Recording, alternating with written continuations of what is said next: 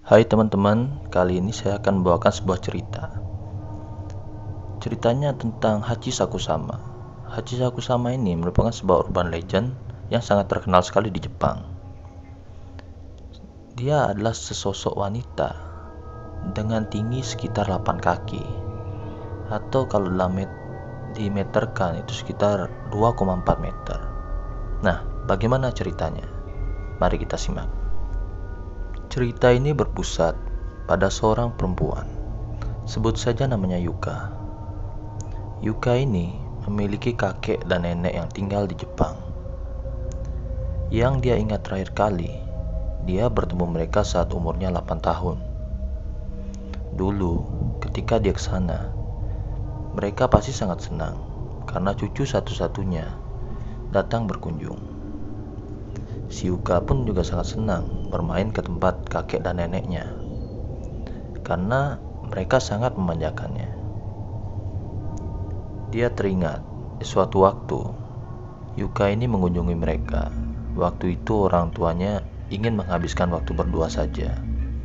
Jadi mereka berada di daerah lain dan si Yuka dititipkan kepada kakek dan neneknya. Mereka sudah menunggu di bandara.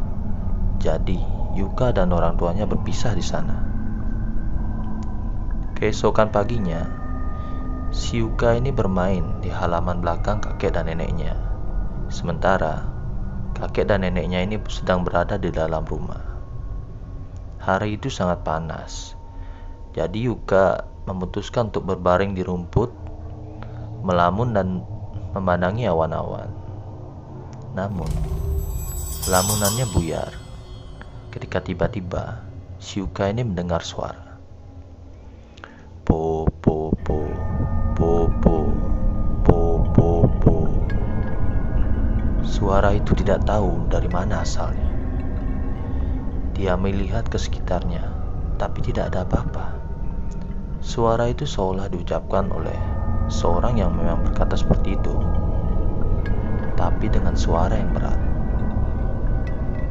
Lalu tidak sengaja, si Yuka ini melihat ke atas. Ternyata ada semacam topi jerami di atas pagar halaman kakeknya. Tapi topi itu tidak berada di atas pagar, melainkan berada di balik pagar. Dan dari sanalah suara tersebut muncul. Ada celah kecil di antara pagar itu, dan sekilas Yuka melihat wajah seseorang yang mengintip melalui celah itu. Seorang wanita. Tapi pagar ini tingginya kurang lebih 8 kaki atau 2 meter lebih. Bagaimana mungkin wanita bisa setinggi pagar itu? Apakah dia menggunakan sepatu hak tinggi atau semacamnya? Yuka pun tak tahu. Lalu, tak berapa lama, perempuan itu pun berjalan, dan suara aneh pun mulai menghilang dari kejauhan. Yuka pun langsung masuk ke dalam rumah dan menceritakan semua itu kepada kakek dan neneknya. Saat dia bercerita, mereka seperti tidak menanggapinya dengan serius. Sampai si Yuka ini menyebutkan suara aneh tersebut. Mereka langsung terkejut, terutama si nenek. Ia hampir menutup mulutnya agar si nenek ini tidak berteriak. Wajah kakeknya pun berubah tegang dan serius. Dia langsung memegang erat tangan cucunya dan bertanya, "Coba katakan sekali lagi, setinggi apa dia?" Lalu Yuka pun menjawab, "Setinggi pagar taman kakek." Kakeknya itu terus menghujani dia dengan berbagai pertanyaan. Di mana dia berdiri? Kapan kejadian itu? Apa yang kamu lakukan? Dan apakah dia melihatmu? Yuka mencoba untuk menjawab semua pertanyaan kakeknya sebaik mungkin. Lalu, kakeknya langsung berlari ke ruangan sebelah dan menelpon seseorang. Yuka tidak bisa mendengar apa yang sebenarnya kakek bicarakan dengan orang di telepon itu. Tapi ketika dia melihat si nenek, neneknya itu sedang gemetaran karena takut. Kakeknya lalu kembali ke ruang tengah dan berbicara dengan neneknya. "Aku harus keluar sebentar. Kamu di sini bersama dia. Jangan alihkan pandanganmu sedikit pun," ucap kakeknya dengan nada panik. Si Yuka ini terisak sambil bertanya, "Ada apa, kek?" Dengan tatapan sedih, kakeknya melihat si Yuka dan mengatakan, "Kamu telah diincar oleh Haji Sakusama." Setelah itu, dia langsung berlari keluar dan menaiki truknya. Lalu, si Yuka ini bertanya dengan perlahan pada neneknya, "Nek, siapa itu Haji Sakusama?" Dengan masih gemetar, neneknya menjawab, "Jangan khawatir, kakek akan melakukan sesuatu, tidak usah khawatir." Mereka menunggu kakeknya dengan cemas. Lalu nenek pun mulai menjelaskan apa yang terjadi. Dia bercerita bahwa ada sesuatu yang berbahaya yang menghantui wilayah tersebut sejak dulu. Mereka menyebutnya dengan Haji Sakusama karena tingginya. Dalam bahasa Jepang, Haji Sakusama artinya tinggi 8 kaki.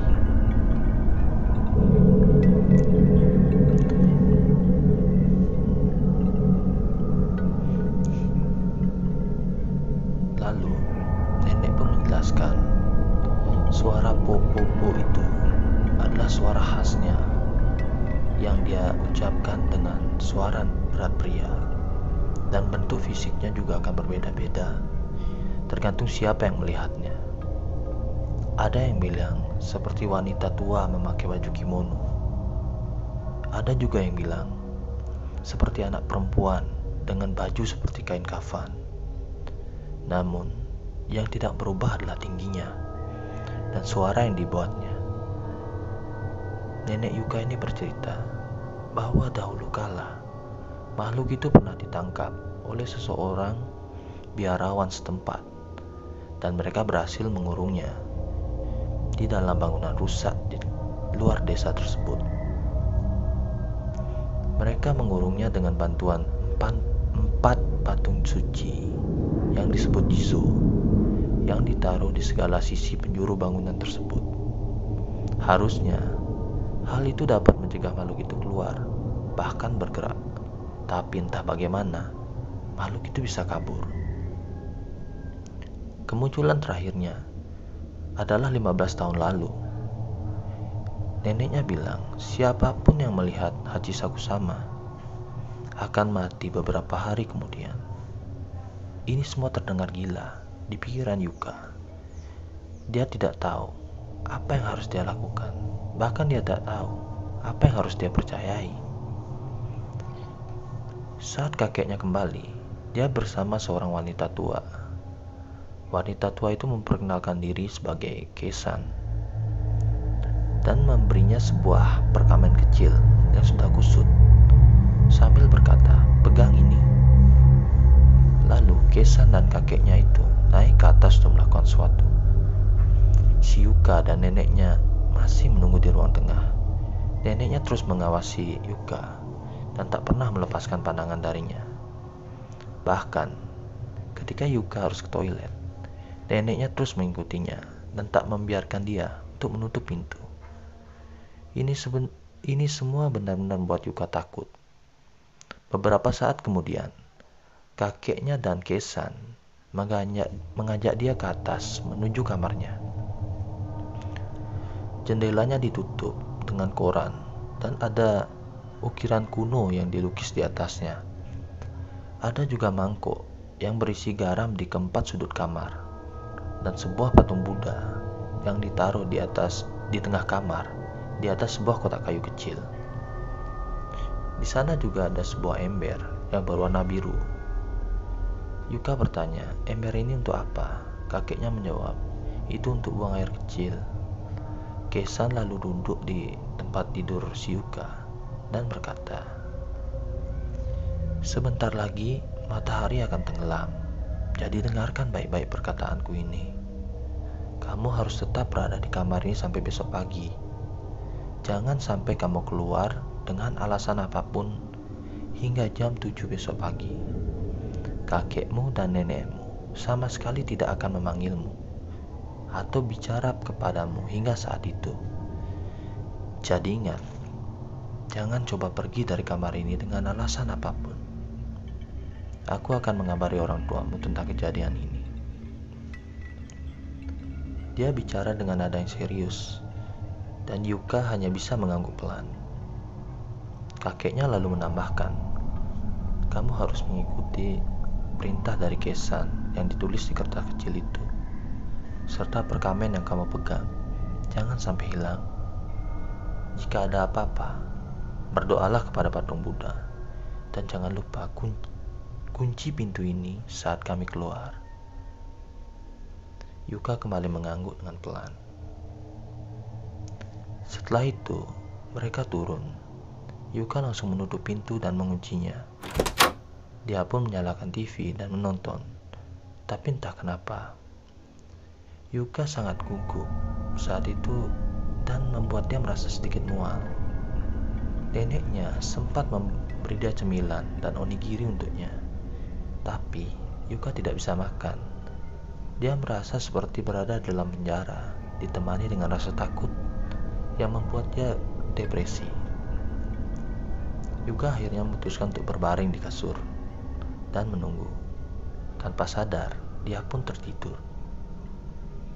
Ketika dia bangun, ternyata waktu masih menunjukkan jam 1 malam. Masih ada 6 jam lagi untuknya berada di kamar ini. Lalu tiba-tiba, Yuka mendengar suara ketukan di jendela.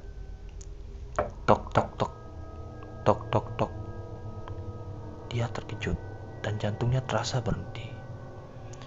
Mendengar suara itu, si Yuka berusaha untuk kembali tenang. Berpikir bahwa mungkin itu hanyalah suara ranting pohon. Dia mencoba untuk menaikkan volume TV-nya untuk menyamarkan suara ketukan di jendela. Dan akhirnya suara itu berhenti. Lalu tiba-tiba, dia mendengar suara kakeknya memanggilnya. Nak, kamu tidak apa-apa di sana. Kalau kamu takut, kakek bisa temani kamu. Kamu tidak perlu sendiri. Dia sangat senang mendengar suara itu. Dia pun berlari ke pintu. Tapi sebelum dia memegang pintu, dia terhenti. Sekujur tubuhnya tiba-tiba merinding. Suara tersebut memang suara kakeknya. Tapi ada yang berbeda. Dia tidak tahu, tapi yang pasti dia bisa merasakannya. Lalu suara itu kembali berkata, "Kenapa? Ini kakek. Buka saja pintunya." Dia takut. Dan ketika itu, si Yuka melirik ke kiri. Dia melihat garam yang tadi ada di mangkuk berubah menjadi hitam. Si Yuka langsung mundur sejauh mungkin dari pintu. Sekujur tubuhnya gemetaran. Dia terjatuh lemas di depan patung Buddha dan memegang perkamennya erat-erat. Dia berdoa, memohon pertolongan dan mengatakan, "Selamatkan aku dari Haji Sakusama." Lalu dari depan pintu terdengar suara, "Po po po, po po, po po po, po po." Ketukan di jendela mulai terdengar lagi. Ketakutannya semakin menjadi-jadi. Dia meringkuk di bawah patung Buddha sambil menangis sepanjang malam. Rasanya kejadian ini tidak akan berakhir sampai dia tidak sadar pagi telah datang. Semua garam di mangkok sudah berubah menjadi hitam. Dia melihat jam dan ternyata sudah jam 7:20 pagi. Dia pun membuka pintu dengan perlahan. Ternyata neneknya dan Kesan sudah berdiri di luar sambil menunggunya. Saat neneknya melihat Yuka, neneknya langsung menangis dan berkata, "Bersyukurlah kamu masih hidup." Lalu mereka pun turun ke lantai bawah. Dan Yuka terkejut, ternyata orang tuanya sudah ada di sini. Dari luar, kakek Yuka masuk dan berkata, "Cepat, kita harus pergi sekarang." Mereka pun langsung bergegas keluar. Dan ternyata ada sebuah mobil van hitam yang menunggu. Banyak warga desa yang berdiri sambil melihat mereka. Beberapa ada yang menunjuk si Yuka dan berbisik, "Oh, itu anaknya." Van ini memiliki 9 kursi. Si Yuka ini duduk di tengah, dikelilingi oleh 8 orang. Dengan Kesan yang menyetir. Seorang bapak di kirinya mengatakan, "Kamu kena masalah yang cukup besar, nak. Aku rasa sekarang kamu sedang bingung dan khawatir. Jangan takut. Tundukkan saja kepalamu dan tutup matamu. Kami tidak bisa melihatnya, tapi kamu bisa. Jangan berani menutup mata jangan berani membuka mata sampai kami bisa mengeluarkanmu dari sini." Kakeknya mengikutinya dengan mobil lain dan berada di depan kami. Sedangkan orang tua Yuka mengikuti dari belakang. Mereka berangkat dengan kecepatan sangat pelan, hanya sekitar 20 km per jam, bahkan mungkin kurang. Tak berapa lama, Kesan mengatakan, "Di sini baru mulai sulit," sambil dia berdoa. Setelah itu, si Yuka mendengar suara bo bo bo bo bo bo. Dia pun langsung memegang erat perkamennya yang diberikan oleh Kesan sambil tetap menunduk. Tapi si Yuka ini sedikit mengintip. Dia melihat semacam kain putih terbang seiring dengan angin dan bergerak mengikuti van itu. Itulah Haji Sakusama. Dia sekarang menempel di jendela van, sehingga bisa tetap bersama dengan si Yuka. Secara tiba-tiba, dia membungkuk dan melihat ke arah Yuka. Dia pun kaget dan berteriak, "Tidak!" Dan bapak di belakang Yuka berteriak, "Tutup matamu." Dia pun langsung menutup matanya seerat mungkin dan mengecangkan genggamannya kepada perkamen. Lalu mulai terdengar ketukan khasnya, tok tok tok tok tok tok, dan diikuti dengan suara khasnya. Tidak hanya di satu sisi, tapi suara ketukan itu terdengar dari seluruh jendela van. Suasana di dalam sangat tegang dan semua orang berdoa. Mereka tidak bisa melihat Haji Sakusama dan suaranya, tapi mereka bisa mendengar jelas ketukan di jendela. Suara Kesana semakin keras dalam berdoa, bahkan hampir seperti berteriak. Setelah beberapa saat, suara ketukan perlahan menghilang. Semua orang akhirnya bernafas lega. Van-nya menepi dan semua orang keluar. Mereka langsung memindahkan si Yuka ke mobil ayahnya. Dan dia langsung dipeluk erat oleh ibunya sambil menangis.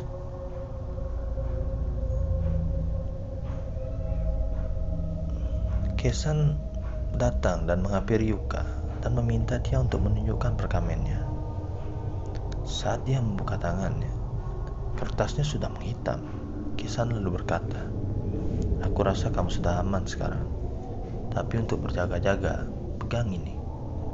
Dia pun lalu memberikan perkamen baru pada Yuka. Setelah itu, mereka langsung pergi ke bandara dan kakeknya pun mengantar Yuka sana. Saat itu, ayahnya bercerita bahwa saat kecil dia juga pernah mendengar cerita tentang Haji Sakusama. Bahkan beberapa tahun ini, anak temannya ada yang diincar oleh makhluk tersebut dan kemudian dia menghilang tanpa jejak. Ayahnya Yuka juga bilang ada korban incaran Haji Sakusama yang selamat dan bisa menceritakan pengalamannya. Namun, harga yang dibayar adalah mereka harus meninggalkan Jepang dan tinggal di luar negeri. Mereka sama sekali tidak boleh kembali menginjakkan kakinya di Jepang. Hachi Sakusama selalu memilih anak-anak sebagai korbannya, karena anak kecil masih bergantung dengan orang tuanya dan anggota keluarga lainnya, sehingga masih sangat mudah ditipu saat makhluk tersebut menyamar. Ayahnya juga bilang bahwa orang yang di dalam van sebenarnya adalah anggota keluarga. Alasan mengapa kakeknya naik mobil di depan mereka dan ayahnya berada di belakang, karena untuk mengecoh Hachi Sakusama. Butuh waktu lama untuknya menghubungi kerabatnya, dan itulah yang menjadi alasan Yuka harus dikurung di kamarnya semalaman. Ayahnya bilang patung Gizo yang dulu berfungsi untuk mengurung Hachi Sakusama telah rusak, dan itulah yang membuat dia berhasil kabur. Yuka pun merinding mendengar cerita ayahnya, tapi sekarang dia merasa senang karena akhirnya bisa pulang. Semua itu terjadi kurang lebih 10 tahun yang lalu. Sampai sekarang, Yuka belum pernah bertemu secara fisik lagi dengan kakek dan neneknya. Alasannya, karena dia tidak bisa kembali ke Jepang. Dia hanya bisa menghubungi mereka melalui telepon setiap beberapa minggu sekali. Yuka selalu mencoba meyakinkan dirinya bahwa semua itu hanyalah legenda dan mungkin hanya lelucon konyol. Namun, tetap saja dia tidak yakin mana yang benar. Kakeknya kemudian wafat 2 tahun lalu. Dan ketika dia sakit, dia berwasiat agar Yuka ini tidak usah menjenguknya dan tidak perlu datang ke pemakamannya. Beberapa hari lalu, nenek Yuka ini menelpon. Dia memberikan berita duka bahwa dirinya telah terkena kanker. Dia sangat rindu kepada Yuka dan ingin Yuka untuk menjenguknya terakhir kali sebelum dia meninggalkan dunia ini. Yuka pun menjawab, "Apakah nenek yakin? Apa sudah aman untuk aku ke sana?" Tanya Yuka. "Itu sudah 10 tahun lalu. Sudah lama sekali. Kamu juga sekarang sudah besar. Nenek yakin ini bukan masalah lagi," jawab neneknya. Yuka pun bertanya sekali lagi, "Tapi bagaimana dengan Hachi Sakusama?" Tidak ada jawaban dari neneknya. Tiba-tiba hening, dan lalu ada suara. Po, po, po, po, po, po, po, po. Oke, itulah cerita dari Hachi Sakusama, yang endingnya agak sedikit plot twist menurut saya. Ternyata yang menelpon itu bukanlah neneknya, melainkan Hachi Sakusama yang meniru suara neneknya. Itu adalah cerita yang lumayan bagus, dan sebenarnya itu adalah cerita creepypasta yang sudah umum, tapi masih sangat bagus untuk diceritakan. Oke teman-teman, itulah cerita dari Hachi Sakusama. Terima kasih sudah mendengarkan sampai akhir. Dan bye-bye, sampai jumpa di video berikutnya.